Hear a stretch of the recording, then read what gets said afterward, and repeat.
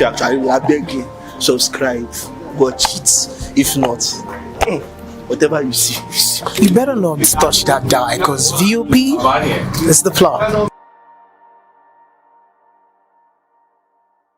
The red carpets, awards, the razzmatazz, music, fashion, interviews, and more. Spotlight on Voice of the People Television. Let's feed you with all the juicy stories in the global entertainment space, bringing you the glitz and glamour as they hot. Stay tuned to Spotlight, 1 p.m. Monday to Friday. Spotlight on VOP TV. Entertainment like never before.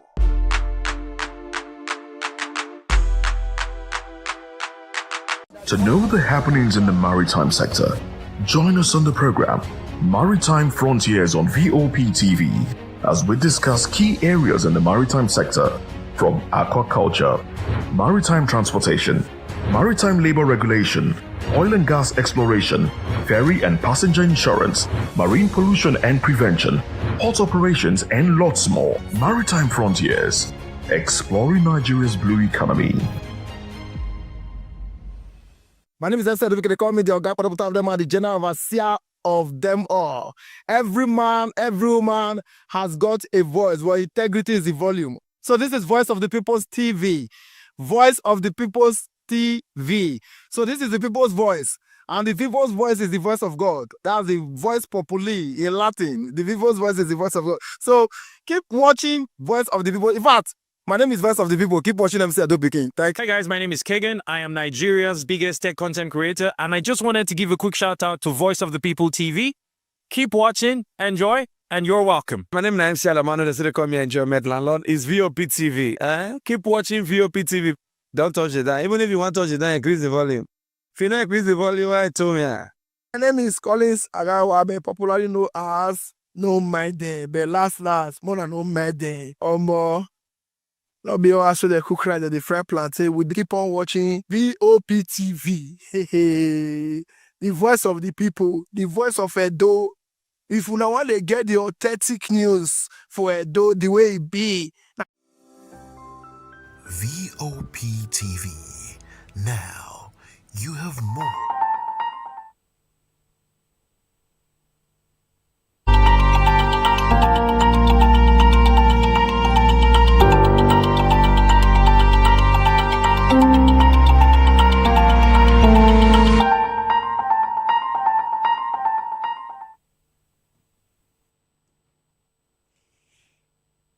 Welcome, guys. The show is hashtagged right here on VOP TV. This is where we get to tell you all things trending and all things topical, right? If you want it all, this is your bus stop. So if this is your first time, accept a very warm welcome from us. I say from us because it's a collabo. My name is Vivian Uguche, and I'm Ikechukwu Agu, and of course, yes, we'll definitely like to see what you've got to say, about the conversation we'll be having. So leave us a comment on our social media platform, particularly YouTube, and of course, we'd love you to actually subscribe and hit the notification bell so you don't get to miss another episode of our show. Vivian. All right, without further ado, let's get the show on the road. We begin with hashtag Aisha Yesufu. So you do know that just last week, Aisha Yesufu, alongside her boss, she likes calling him that, Peter Obi, defected to the ADC. Now, I say the word defect with caution. It was just Peter Obi that was defecting from Labour Party to the ADC. Aisha Yesufu, on the other hand, has never been a politician. She's always been an activist. And like she told the world, that was the very first time she was going to become a card-carrying member of a political party. And she said she was doing it all because of Peter Obi. Now, here is the catch, yeah? She came on board today to say that if the ADC doesn't give Peter Obi the ticket, the presidential ticket, or if they don't let him become the presidential candidate for the party, then she's going to fight tooth and nail. She's going to destroy whatever they try to do if there is no Peter Obi presidency, as far as the ADC is concerned. Now, Dele Momodu is now replying and saying, ADC, avoid another Wike episode. So this thing is a whole drama that is unfolding. So let me just take you to X now, so you see how this one is panning out. First, Hashtag Aisha Yesufu. Let's do it. Yeah, so the cable has it, and it says, why are we always asking the best to be second? I am giving my word now.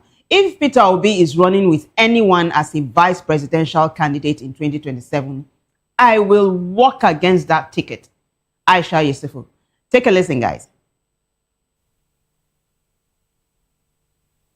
Peter Obi conversation where everyone is sort of like, oh, you know, where these people are like, he should run as vice. Me, I'm giving you people my word now. Don't talk say I no talk. If Peter Obi is running with anyone, as the vice president of that, as the running mate to that person, me, Aisha Yesufu, in my little, I'm not saying that I have any influence, no. I'm not saying that I'm one big anything. In my little capacity, I will work against that ticket. If that's the only thing, even if I don't support any other person, is to work against that whatever ticket, like I will. Because what is this? Why are we always asking the best to be second? They've turned Peter Obi to the case of the way they put a woman, the way they put women in Nigeria. They will always put you in the deputy position, deputy whatever position. That's where they always put you. Nothing else. The running mate. I've been sure the other time I said to them, even if it's a goat that is running for president, you people will put Aisha Yesufu as vice. Because as far as you are concerned, as I'm a woman, automatically you see me as vice and nothing else. That cannot, we cannot have that situation. Peter Obi right now, you talk about empathy, you talk about somebody who cares. Well, we had a conversation here. It was another hashtag obedient, trending in 3 different ways. The obedient movement, most of them were saying that it was going to be Peter Obi or nobody else. But the national coordinator of the obedient movement, Eunice Tanko, had come out to say that, look, if Peter Obi does not clinch, the ticket as the flag bearer of the ADC, that he's going to remain in the ADC and all of that, even though he's come head to head with a number of the members of his movement. Now Aisha Yesufu is saying this. Netizens are jumping on this one now. So let's go straight back to X. So you see how netizens are reacting. So Nze Ndi Anambra says, I will blame Peter Obi for not associating himself with core politicians who knew what politics is all about.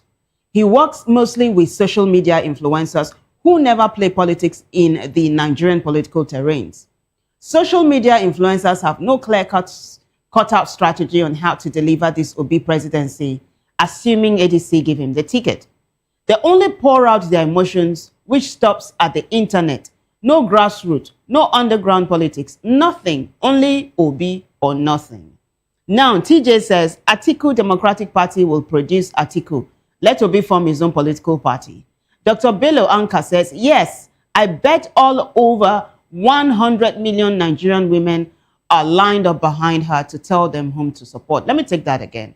Dr. Bello says, yes, I bet all the over 100 million Nigerian women are lined up behind her to tell them whom to support.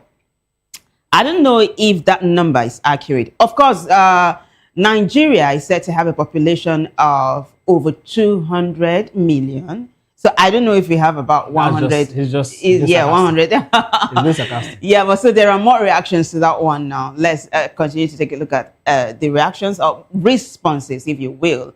Olayemi says, I have analyzed all the key supporters of PO critically. Those who do not have political weight are the ones threatening PO not to accept a VP slot. If ADC fails or if Obi fails to win the primaries, will he leave the ADC?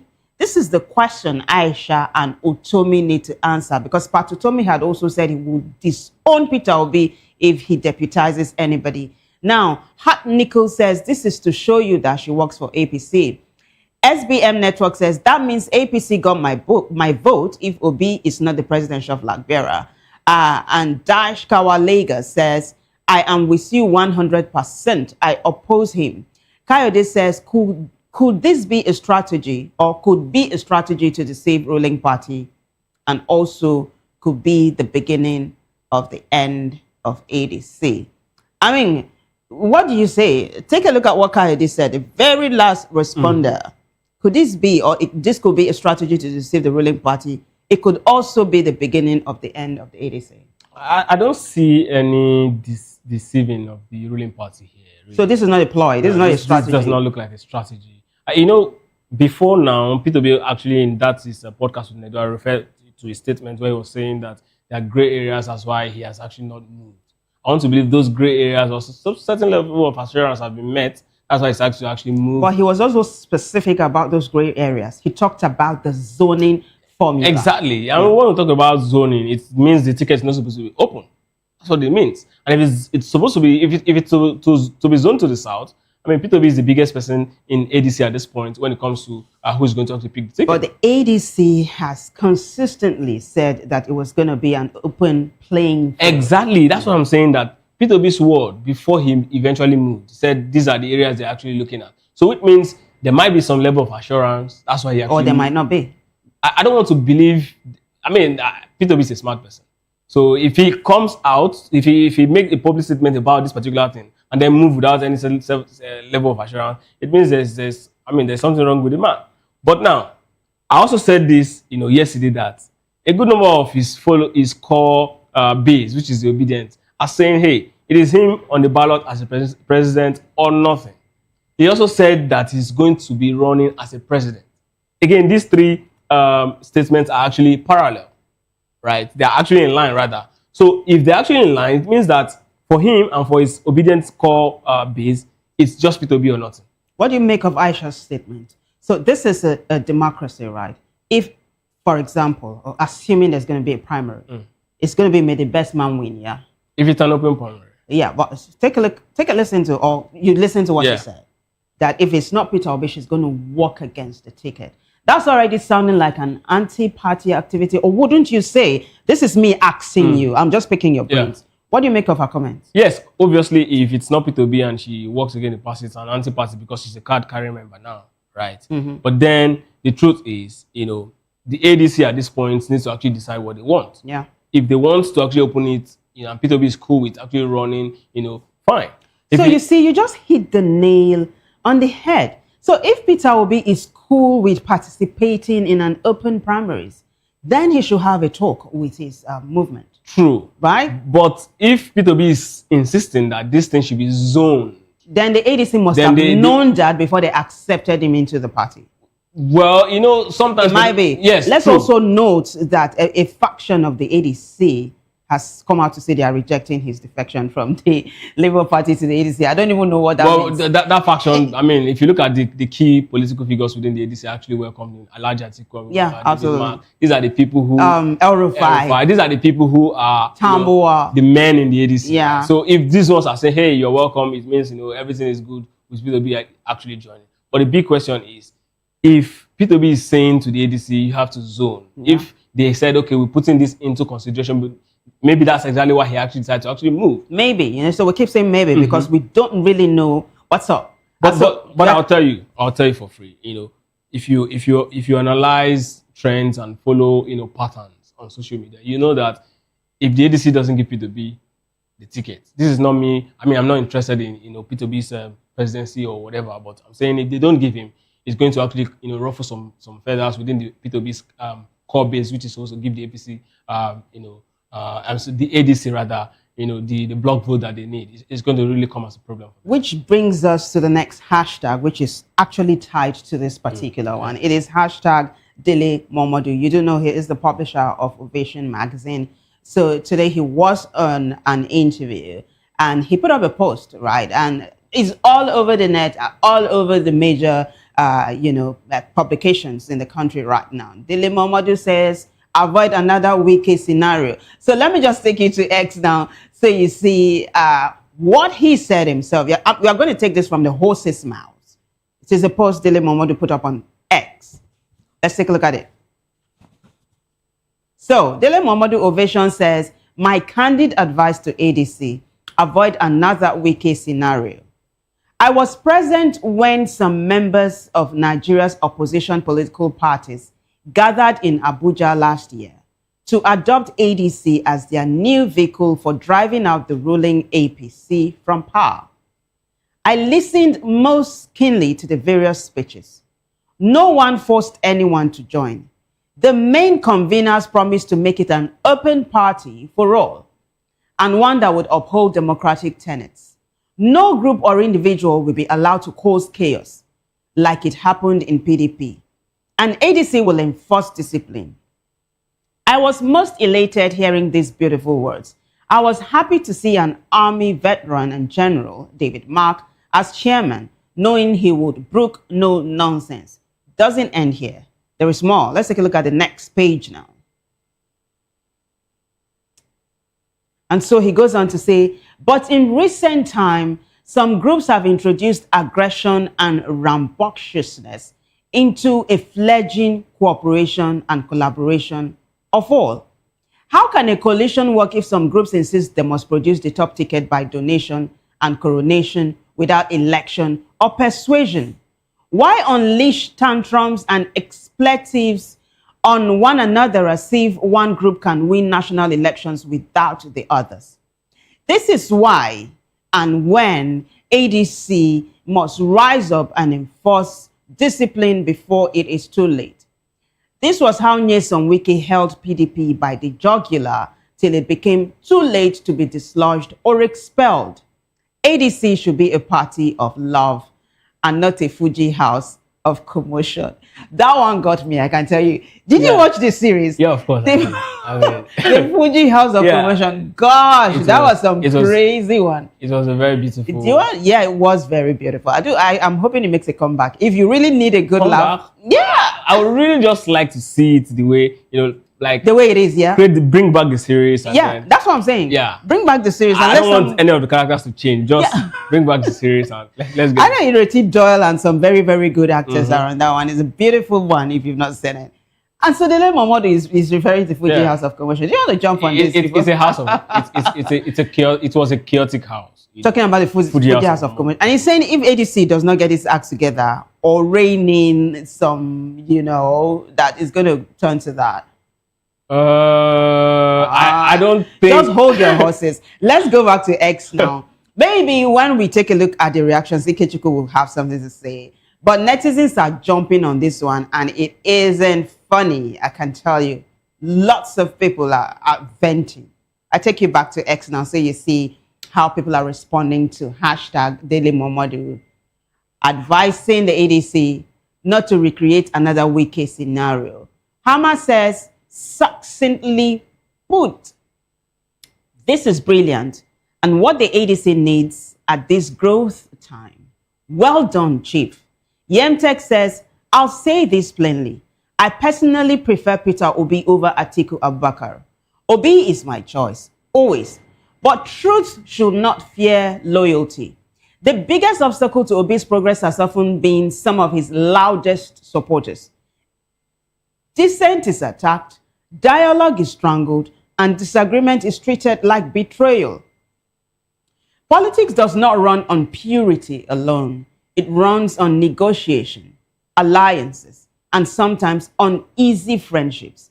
Obi cannot win with applause only. He needs bridges, even to disgruntled old politicians fleeing their broken primaries. Conviction is good, but without strategy, conviction becomes noise. Gosh, that's deep. There's another one, or another group of responses to this one now. Sweet Child says, story. Make una first no give am ticket. A man who has been moving around Nigeria to be president, now him una one relegate. Don't give him ticket first. And then he goes and say, if you do not give him the ticket, Atiku will not be president. Atiku destroyed PDP and he will do so again with ADC. Election day come for Abuja. Instead, make una the write epistle on how una go win Amak. You are here writing English. Please, blah. And there's another one. Let's continue to take a look at reactions to this one, or responses, if you will. Hashtag Dele Momodu. All right, so Daniel Otabo says, as much as I want at Peter Obi to be the flag bearer of the ADC, what I want even more is internal democracy that is not marred by political patronage. The reason many people are saying Peter Obi or nothing is because Over time, dollars have become the primary route through which candidates emerge in most political parties. You have said this yourself in recent times. Where there is trust in a transparent process, people naturally align. Where there is none, suspicion and desperation take over. The real call, therefore, should be for the ADC to demonstrate that it has a clear ideology and a firm commitment to rules, and that it will not repeat the same mistakes some of its members practiced in other parties. Nigerians are simply asking for a party that respects process and principle, not one that follows dollars. That is the root of the frustration we are seeing. People are tired, and they also understand that Peter Obi cannot outspend anyone to win a presidential ticket.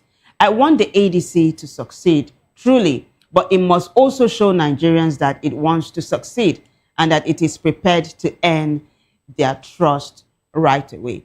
Let me ask you this question, Ikechukwu. So they keep talking about dollars flying, and it seems to be like there is a protagonist in the minds of everyone who is, towing this line. How about the people who receive these dollars? This pendulum swings both ways, right?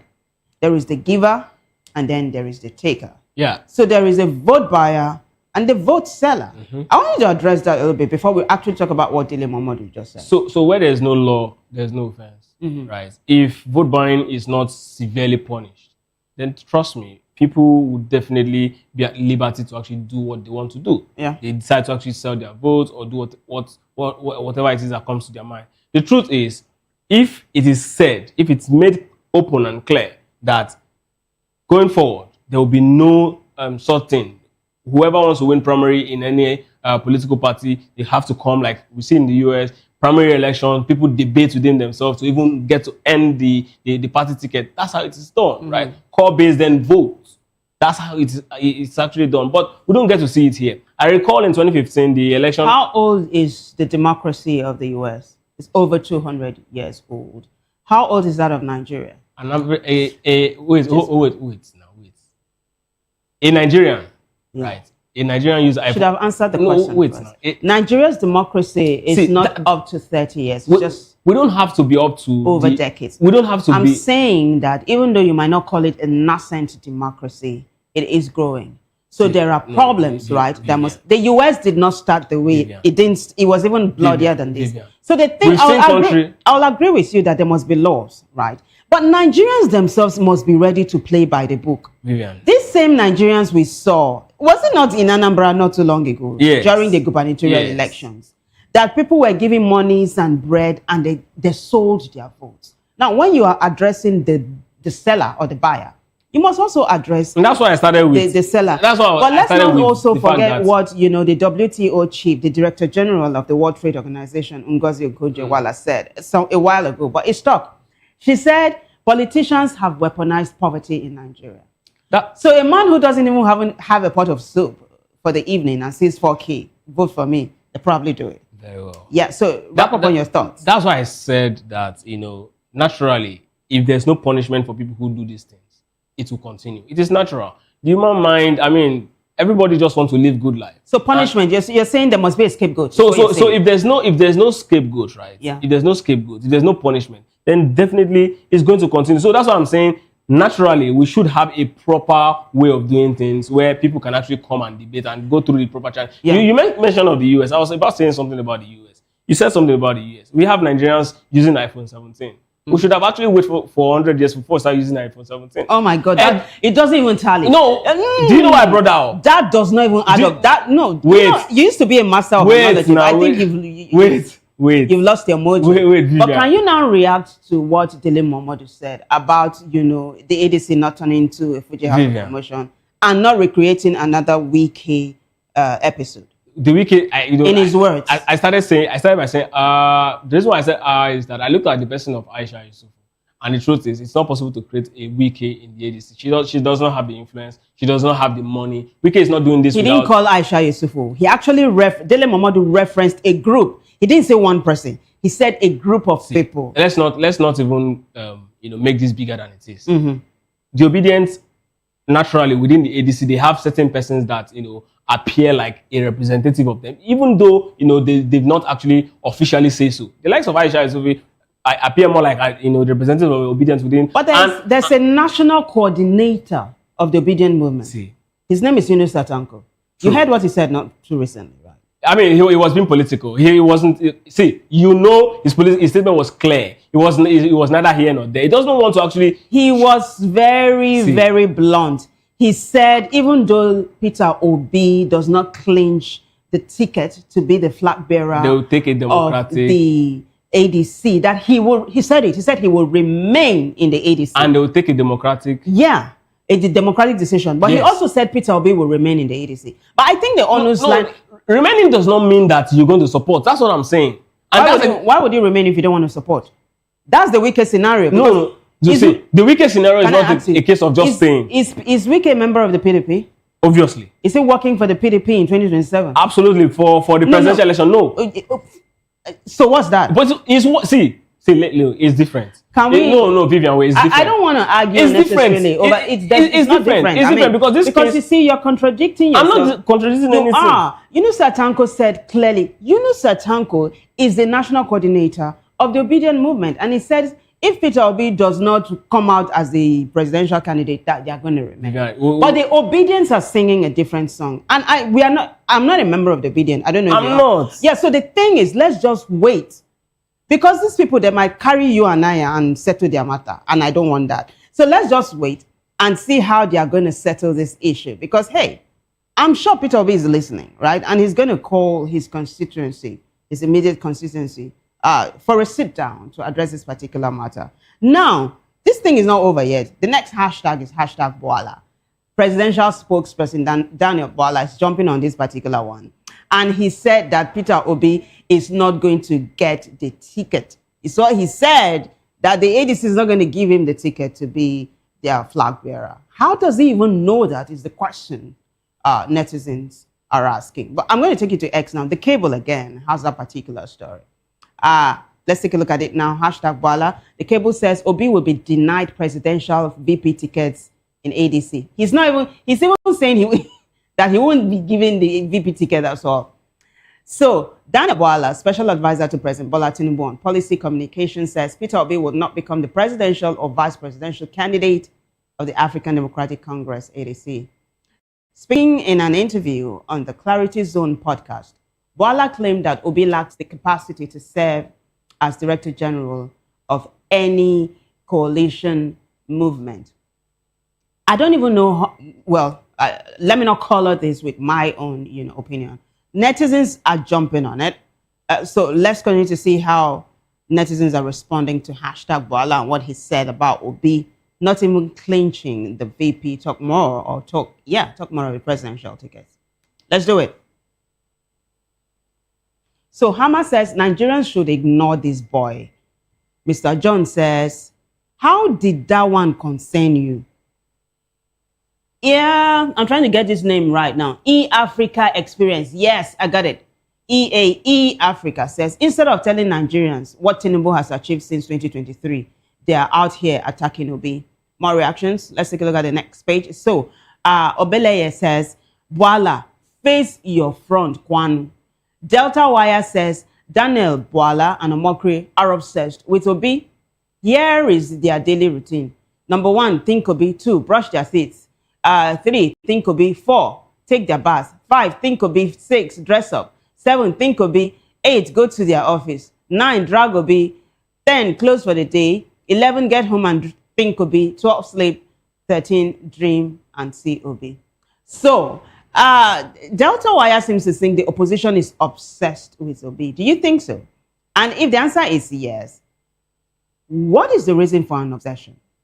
Or the obsession in this case? I think every political party are obsessed with the strongest. They're the strongest player in the opposing camp. It is natural. I mean, you have to be obsessed. You have to actually look at the person. Look at what the person is doing every day to actually make the person look less of what the person is actually portraying. That's the job of playing opposition. But for Bwala coming out to say Peter Obi will not get the ticket or the VP ticket. Maybe he said neither the VP or the presidential ticket. I mean, you will not actually entirely rule that out. If Peter Obi is not getting the VP the presidential tickets, He's obviously said he's definitely not going to be selling for the VP ticket, which means he's not getting the VP ticket as well. That's not the tone Bwala is saying. No, that's first. That's not the tone he's using. I know. I shouldn't have said saying. That's not the tone he's using. He said something derogatory, in the next sentence, that he can't even, it's not fit to be the Director General of any movement. That's harsh. For someone who has become a governor, two-time governor, I mean, it's just like exactly what I said earlier, that it's about, reducing you to, what you're not. That's exactly what opposition does. So it's part of the game. But for P2B now, getting the presidential ticket, he's very much close to power. I mean, it's no-brainer for politics. Politicians understand that there's a mole in the ADC working for the APC. He might not be a very strong candidate. He might not be a top or a core politician. All he needs to do is to actually feed the opposition camp with information. There's also mole within the APC working for the opposition. It is normal. So yes, maybe from the feeders he's been getting, we're not sure about these moles in this party. It's even though once upon a time, I think that was in 2025, a former Vice President Atiku Abubakar, now ADC chieftain, had said that there were moles paid, paid by the APC to destroy parties. Even the PDP has, even that time, moles within the APC. Well, it's normal. I think to address the elephant in the room, I'd just love for Peter Obi to come on hashtags one of these days. So let's just talk about this once and for all and ask him, hey, are you even interfacing with your movement at all? And what would you say to what Bwala just said? That's some really heavy talking that Bwala just made. Obi might be thinking of a response. So I'm going to be checking his X handle to see if he drops a response to this one.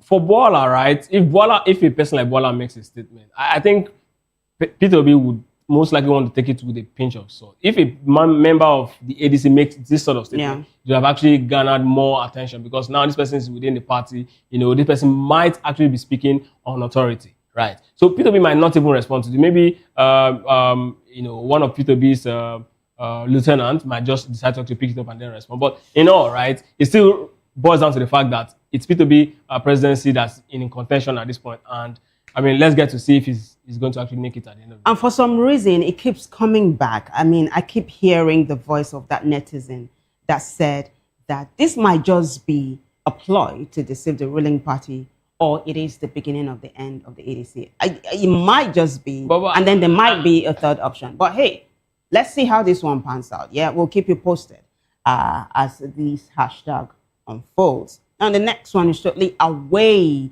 from politics and politicking. Yeah, it is hashtag Wall of Jericho. So originally it was Somto who broke this news.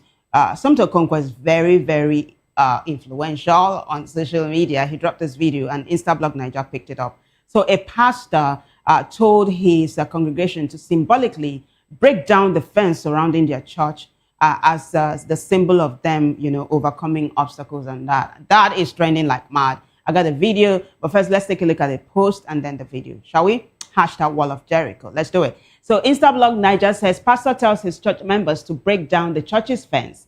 Says it's a symbol of every wall of Jericho breaking down their lives, among other spiritual blessings.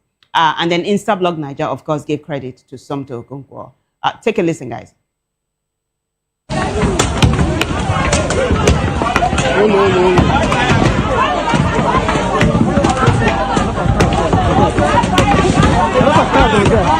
Everywhere.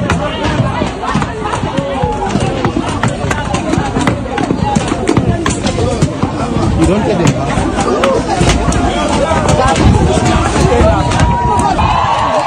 Tell them they don't break that place.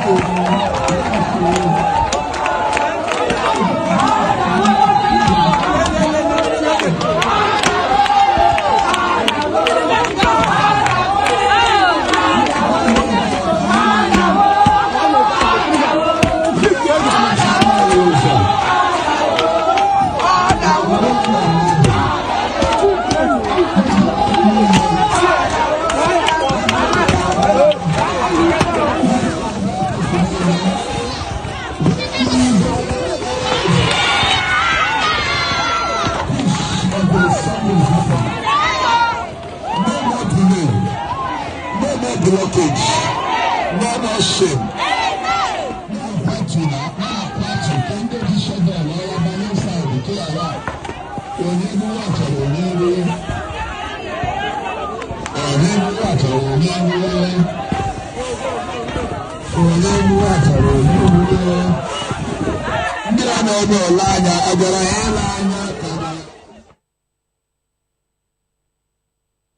They brought it down, all of it. I can tell you, every single inch of it. Lots of comments on this one, yeah, but I just picked 2 out of it, so you just have a look or have a feel of how this debate is raging. It is for and against. So let's take a look at the first response to this particular one. So Marvelous Israel says, this is doctrinally wrong and deeply unbiblical. Jericho was a specific historical miracle commanded directly by God for a specific people at a specific time, Joshua 6. It was not a template for reckless symbolism or property destruction. No pastor has biblical authority to turn obedience into theatrics. Faith is not proven by breaking fences. Spiritual growth is not achieved by staged acts. God's blessings are not unlocked by drama. Let's be honest, if God truly wanted the fence down, he wouldn't need unpaid church members to do demolition work. Scripture warns us clearly, handling the word of God deceitfully, 2 Corinthians 4:2, you might want to check that out. Believers must grow in discernment, not emotional manipulation. Stop allowing people to twist scripture to control crowds. The Bible calls for sound doctrine, wisdom, and order, not stunts. Faith is built by truth, not by misused symbols. Before we take a look at the next post, you know that we've been following a particular hashtag Ebonoa, who is cooling his feet in jail right now. He's not been released by the Ghanaian police. He was a prophet, a Ghanaian prophet that had prophesied that on the 24th, on Christmas Day, that the world was going to end by flooding and all. And lots of Africans trooped into the ark. I think he built about 8 arks so that they would, not be destroyed by the flood. Now, why I brought that up was because of the word discernment that netizen used. You need to know these things yourself so that you're not spoon-fed stuff. But you see, someone else is of another opinion totally on X. Brings me to the next post now as people continue to react to hashtag Wall of Jericho.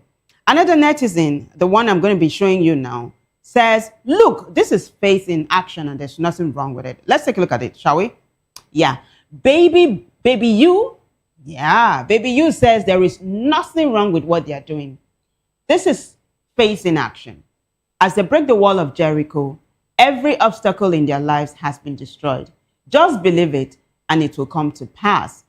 This is faith. So let's take a look at this thing about the wall of Jericho. Yeah, a little bit of how it is or why they are alluding to this one and why that is a symbolism. So I'm going to take you back to, a little explanation, not X this time around. We just gathered a little explanation so you have a feel of, what the Wall of Jericho is about. Let's do it. The next post now. Yeah.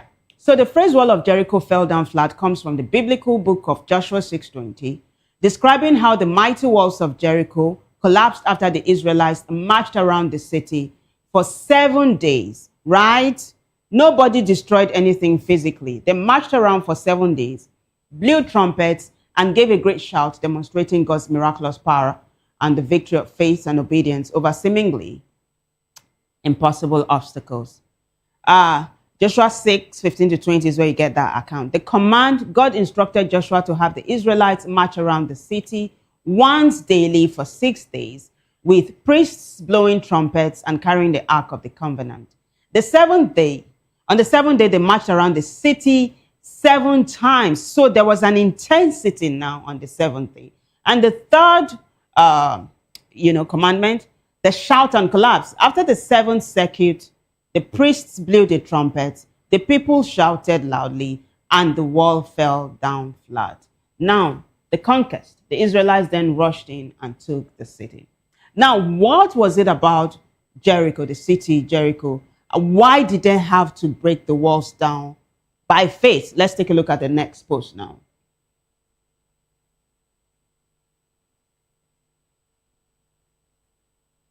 All right, that post, unfortunately, is not coming up as quickly as I would love for it. But basically, it's because it was the last obstacle, or the very first obstacle the Israelites had after they entered the promised land. So that's it. The massive walls of Jericho were the first major obstacle the Israelites faced after entering the promised land. acting as a formidable barrier to the gateway city, which they conquered by marching around it for 7 days as instructed by God, causing the walls to miraculously collapse on the 7th day. Ikechukwu, I want for you to jump on this. So the challenge actually was that Jericho was heavily fortified with huge walls, making it seem impossible to breach.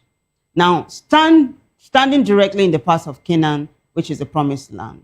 So God gave Joshua a unique strategy. We would say he was the general then, yeah, after Moses had died.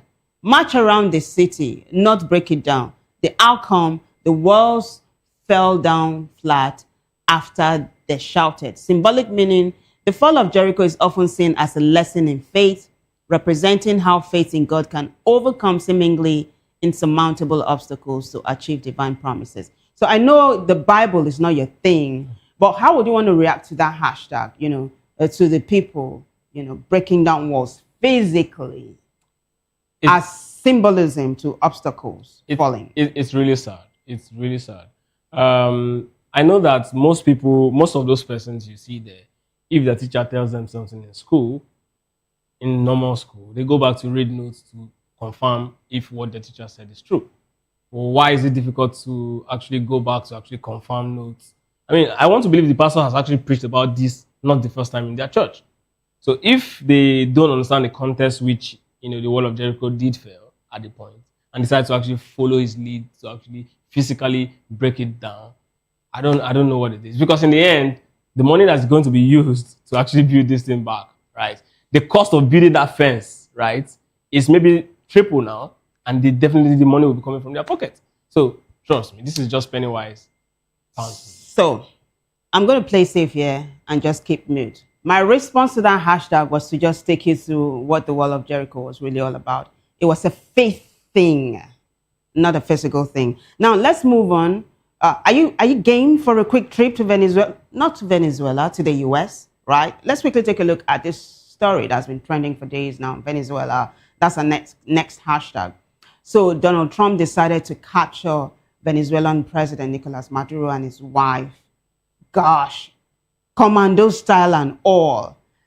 So the duo are in the US right now facing charges. It's called narco-terrorism. That's what the US is charging Nicolas Maduro and his wife of. Reactions are pouring in. US Senator, he's an activist, a former presidential candidate, of course, of the Democratic Party in the US, is jumping on this. UK Parliament member Jeremy Corbyn is jumping on this. And Cyril Ramaphosa, of course, the president of South Africa, is jumping on this. So I'm just going to take a look, take you to X now, so you see how these reactions are pouring in. Let's do it. Hashtag Venezuela. So Bernie Sanders says 6 reasons why Trump's attack on Venezuela was very wrong. It is illegal and unconstitutional. Congress did not authorize or even know about this military action. It will make the world less safe.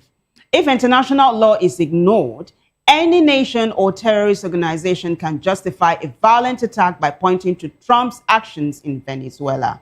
This was Putin's logic in Ukraine. It is blatant imperialism.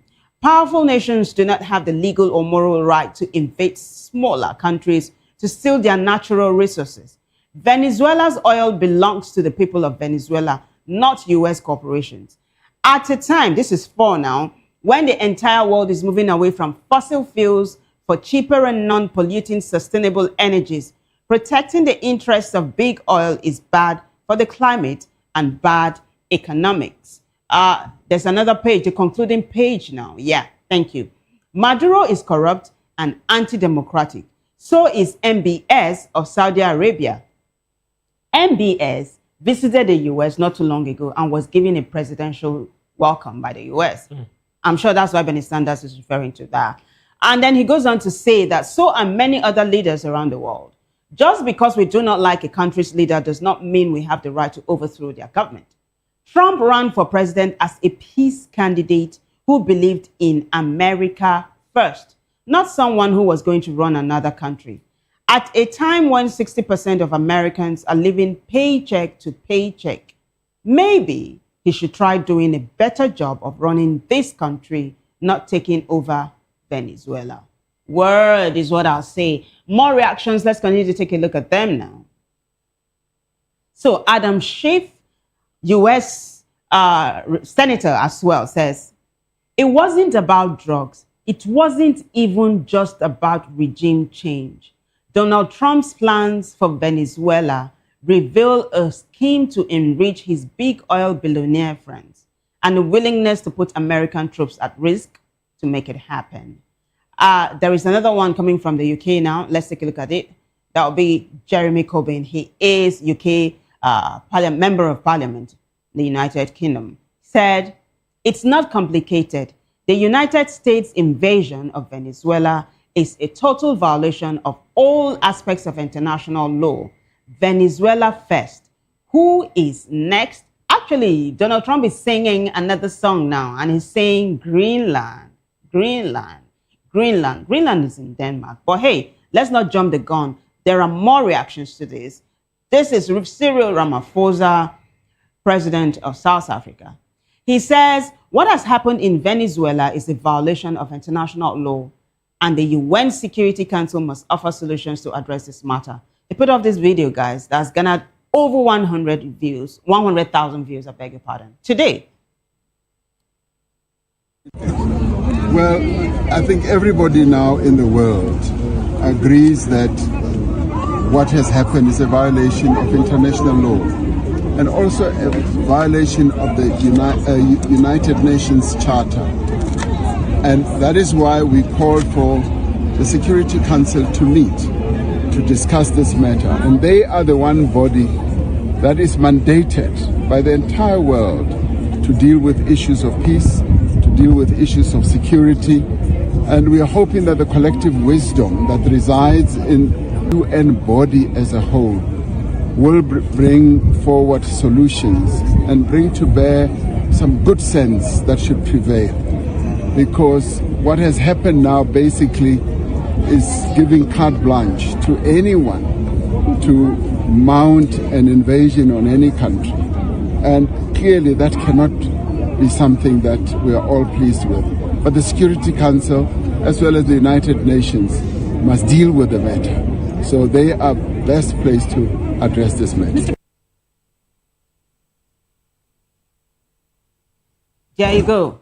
He said, if this is allowed to slide, it's a carte blanche for anything to happen. Of course, the U.S. is already saying, Donald Trump is saying the U.S. wants Greenland. But Denmark is saying, leave our Greenland alone. Whatever is not right between us and Greenland, we'll settle it, right? And the European Union is supporting Denmark on that. But do you want to jump on this briefly before we move on? Well, I mean, this is not surprising, right? It's natural for, we've seen it over time, for America to actually step into other people's countries. There's another South American country that the U.S. had invaded. Yes, Panama. Panama, years ago. Yes. Do you want to talk about that a little bit? 1989, where the general, the man who was ruling, Manuel Nogueira, was actually abducted at the point. The same reason, drug trafficking and all whatnot. Within the South America, they have that particular issue. So whenever America wants to actually jump into, that particular country, that's basically what they use through the DEA and say, okay, this president's actually involved in drugs. He didn't make it back home after that. Right? Yes, definitely. But this guy's case is just one of many. I mean, very well recently, the case of Gaddafi, Hillary Clinton came out after he was executed and said, we went, we saw, and he died. So America will always give a justification to actually step into, if it's not the president abusing the nation, it's going to be the president being involved in certain level of shady deals. U.S. Senator Bernie Sanders said Congress was not even consulted before this happened. Does that remind you of something that happened in Nigeria not too long ago? Well, I mean, presidents use this sort of power sometimes when they want to. But the truth is... In a democracy, is that supposed to be? It's not about what is supposed to be. In a democracy. No, it's not supposed to be, definitely. What is the tenet of democracy? Check and balance, definitely. You have the executive, the judiciary. And the legislature. See, America has a system. And I always say it, if you follow how America operates, the system is always bigger than the president. This thing is an American thing.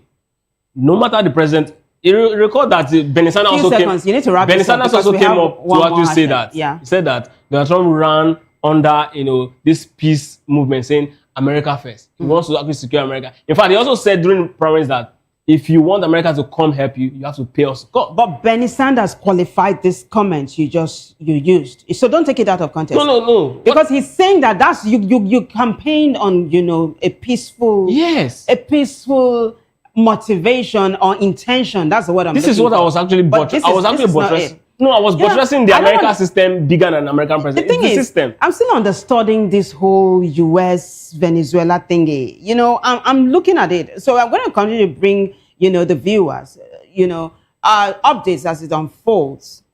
I don't want to color it with my own opinion. So can we quickly take a look at the next hashtag, Osimhen versus Lookman? So yesterday, the Super Eagles did very well. They actually called them eagles and not chickens. They trashed their opponents, the Mozambicans. 4-0, yeah? It was massive. Nigerians celebrated. But there is something that happened during the match that sort of, you know, putting a cloud over it. We saw Osimhen having a shouting match with his brother, Lookman, because Lookman has come out to say that Osimhen is his brother. What was it about now? Well, let me take you to X now so you see how this one is panning out. Because Arise News is, actually announcing that Osimhen might leave the national team because of what transpired yesterday, even though the NFF has come out to refute that. Let me take you to X now so you quickly take a look at that hashtag. Shall we? Hashtag Osimhen versus Lookman. Thank you. Arise News says Osimhen reportedly dropped Arise News. Osimhen reportedly dropped his accreditation and threatened to quit Nigeria's AFCON squad entirely after a bust-up with Lookman on the pitch. Let's take a look at what the Punch is saying. Up next, quickly. Punch newspaper says, Osimhen not leaving AFCON camp, outburst with Lookman settled. NFF official, c'est fini. It is settled. Osimhen is not leaving. But we have one more post, or a couple of them. Yeah, why it is trending is telling us why it is trending. That it is because the altercation occurred during Nigeria's game against Mozambique, blah, blah, blah, and it stemmed from Lookman's decision to go for goal or lost possession instead of passing to Osimhen, who was unmarked and seeking a hat trick. Lookman came out the man of the match for that particular one. Yeah, two times. Yeah, 2 times. There is another one I want for us to quickly take a look at. Yeah, so Total Energy says leadership isn't always loud. Sometimes it's quiet care. One more of Iwobi. Yes. So Big Uncle says this is so beautiful. Alex Iwobi hugged Osimhen in the dressing room after his outburst with Ademola, and he went so emotional. We are all humans after all. Director, while Ikechukwu and you're the best. Thank you. That's it. While we sign out Ikechukwu, that's it. You'll see Alex Iwobi quickly hugging Osimhen. I'm loving the way this whole thing panned out at the end. There is peace in the camp. There was peace in the locker room yesterday. Osimhen is not leaving the national team, and all is good with Osimhen and Lookman. Your final take on this as well? He should be punished. Who should be punished? Osimhen. Why? I mean, this is not the first time. There's actually hashtag apology that's trending online. Nigerians are saying he should apologize. He should be punished. Yeah, but they've settled it. No, he did it to the coach of the Super Eagles, the former coach of the Super Eagles. Outburst, and of course, that's one of the reasons why some of the agents during transfer was saying, you know, he wasn't actually good. Just it's terrible. Calm down. It's terrible. I need for us to wrap on a good note. I'm glad they've settled. Lookman is refusing to even address the issue. He just says Osimhen is his brother. Let's see how their friendship unfolds. Yeah. On that note, I got to say thanks to the incredible team in the PCR, awesome dude, and of course my colleagues in the MCR and the social media department. Thanks to everybody who contributed to making the show a success. But the bigger thanks goes to you guys for watching. If you liked what Ikechukwu and I did right here, why don't you join us again, same time, same station for another edition of Hashtags. Until then, I am Vivian Oguche. Bye.